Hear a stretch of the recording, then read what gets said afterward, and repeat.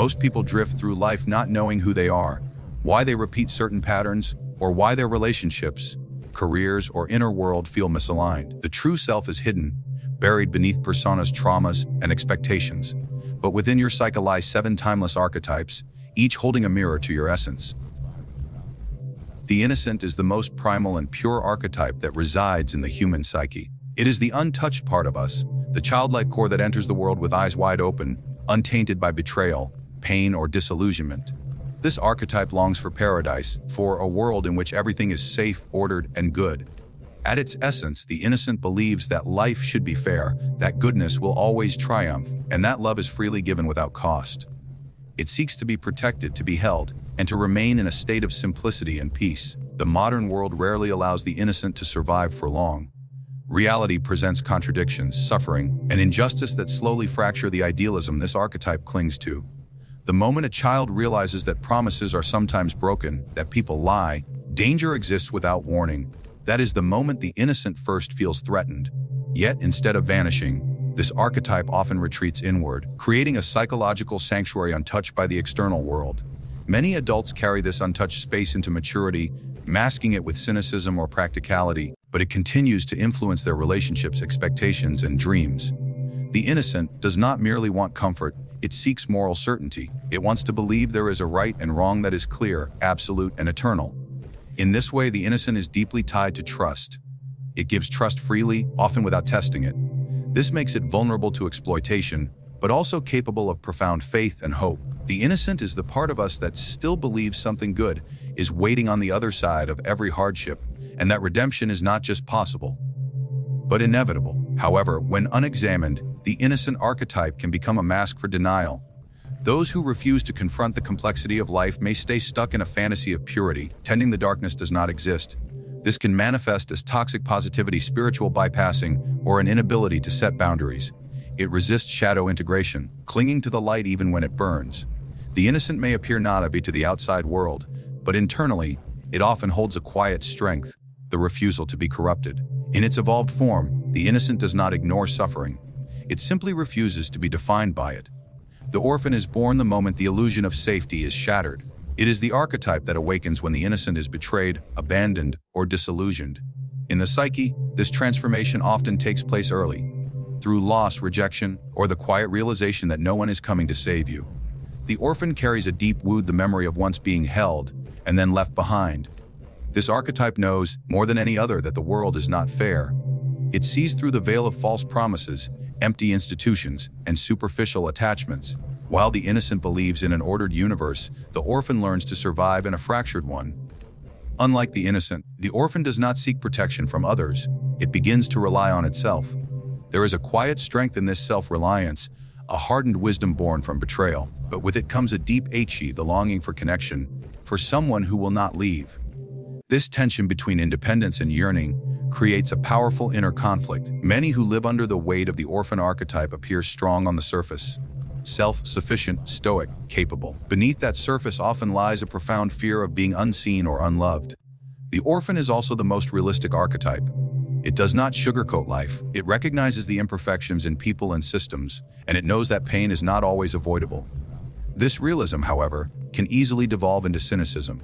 Those overtaken by the orphan may become emotionally guarded, unable to trust, skeptical of joy, and convinced that suffering is the only constant. Relationships are approached cautiously. Vulnerability is seen as weakness. In this state, the orphan archetype becomes a prison, a protective shell that isolates rather than shields. Yet the orphan also possesses a rare gift: empathy. Having felt pain deeply, the orphan can sense it in others. This archetype is often drawn to the wounded, the marginalized, the invisible. Its realism, when not poisoned by despair, becomes compassion. It no longer needs to pretend that life is perfect. It learns to love in the absence of perfection. In this way, the orphan becomes a bridge between idealism and reality, between innocence and wisdom. It teaches that healing does not come from erasing pain, but from bearing it with dignity. The orphan does not seek to escape the human condition. It seeks to be seen within it. The warrior archetype emerges in the psyche when an individual chooses not to retreat from adversity, but to confront it.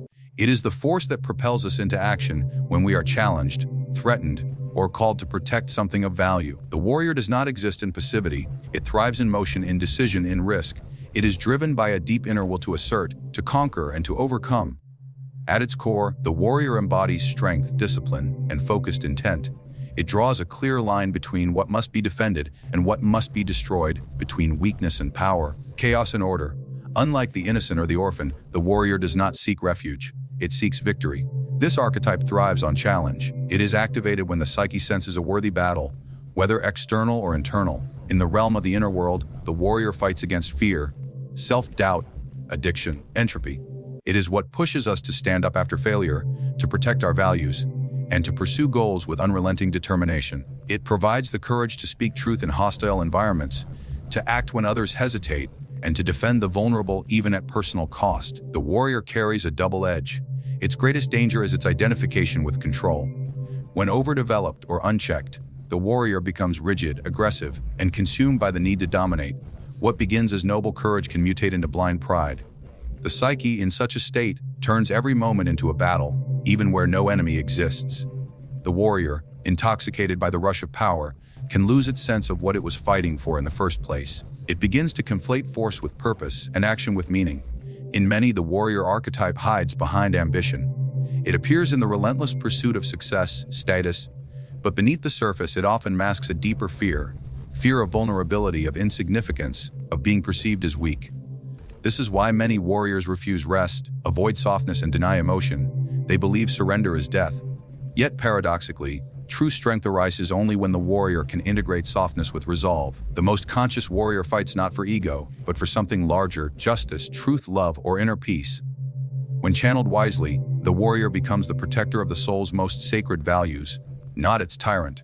The caregiver is the archetype born from the instinct to nurture, to heal, and to preserve life. It awakens in moments of empathy, when one sees suffering and feels compelled to ease it, not for recognition, but out of an innate call to serve. The caregiver is deeply relational, rooted in the belief that healing is found not in isolation, but in connection. It is the presence that holds space for another's pain, often absorbing it quietly and without demand. In its most essential form, this archetype seeks to protect the vulnerable, mend the broken, and offer unconditional support where it is most needed.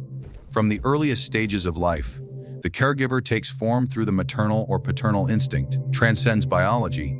It is a spiritual position as much as a psychological one. The caregiver is often drawn to roles of service: teacher, nurse, counselor, parent, partner. These roles are not merely functions, they are embodiments of something sacred, a commitment to sustain life in the face of entropy.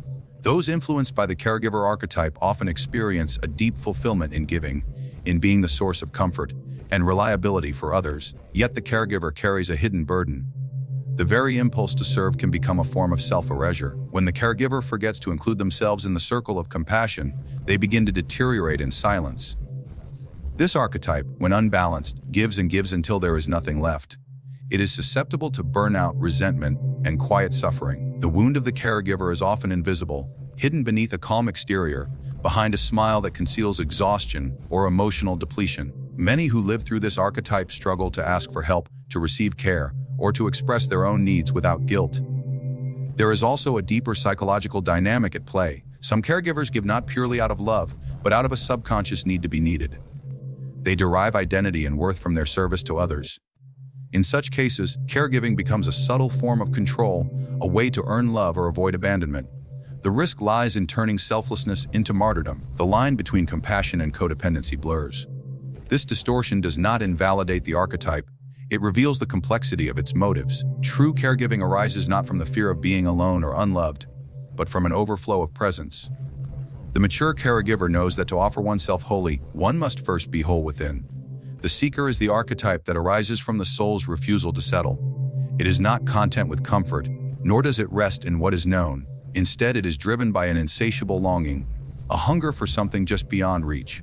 The seeker is the part of the psyche that walks away from stability in pursuit of meaning, truth, or transcendence. It is the restless wanderer, the one who asks questions that have no easy answers, and who ventures into unfamiliar territory without promise of reward. This archetype appears when the ordinary no longer satisfies, when conformity becomes suffocating, and when inner tension demands transformation through movement. In its essence, the seeker is guided by curiosity. It listens for a deeper call, a subtle voice beneath the noise of daily life that whispers, "There must be more than this." It searches not just in the external world, through travel, exploration, or study, but also inward through meditation, solitude, and self-inquiry. The seeker archetype is often sparked by crisis, a sudden loss, a collapse of identity, or a moment of existential despair that shatters the illusion of certainty. In these moments, the seeker becomes active, pushing the psyche to break free from stagnation and pursue authenticity. Yet the path of the seeker is not without danger. Its gift is freedom, but its shadow is aimlessness. Those governed by this archetype may wander endlessly, mistaking movement for progress.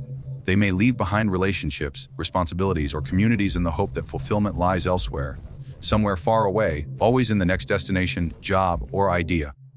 This pursuit, while sincere, can become a form of escape. The seeker may begin to believe that peace is always external, that happiness is a place or person to be found, rather than a state to be cultivated within. There is also a tendency in the seeker to idolize the unknown. Mystery becomes romanticized, and the present moment becomes merely a stepping stone to something imagined. The more this archetype dominates the psyche, the harder it becomes to rest, to root, or to commit. But the deeper lesson of the seeker is not found in fleeing, but in integration. Its journey is not linear, it is symbolic. The true quest is not for answers, but for depth, for a life that is aligned, meaningful, and reflective of one's inner truth. The seeker teaches that the journey itself transforms the one who walks it, and that the horizon is not a destination but a mirror. The rebel is the archetype that ignites when the soul confronts a system, belief, or structure that feels unjust, false, or confining. It is the inner force that refuses to conform for the sake of comfort, and instead chooses disruption as a path toward authenticity. The rebel does not seek destruction for its own sake. It seeks liberation. It arises when one's truth becomes too powerful to silence, when the individual becomes aware of the mask imposed by society and decides to tear it away, regardless of the consequences. This archetype speaks in the voice of defiance, not out of rage alone, but out of an unrelenting desire to be free. The rebel is forged in resistance. Often it emerges in youth, during moments when rules feel arbitrary or when authority reveals its corruption. But it also appears later in life, especially after a period of repression. The psyche can only tolerate so much betrayal of self before something erupts. This eruption may appear chaotic on the surface, an impulsive decision, a radical life change, or a public denunciation of long-held beliefs. But beneath it lies an act of reclamation. The rebel reclaims power by withdrawing obedience. It breaks silence, not to destroy harmony, but to reveal that the harmony was false to begin with. This archetype is not without risk. The rebel walks a razor's edge between transformation and self-destruction. In its healthy form, rebellion leads to evolution, to the breaking of chains that no longer serve.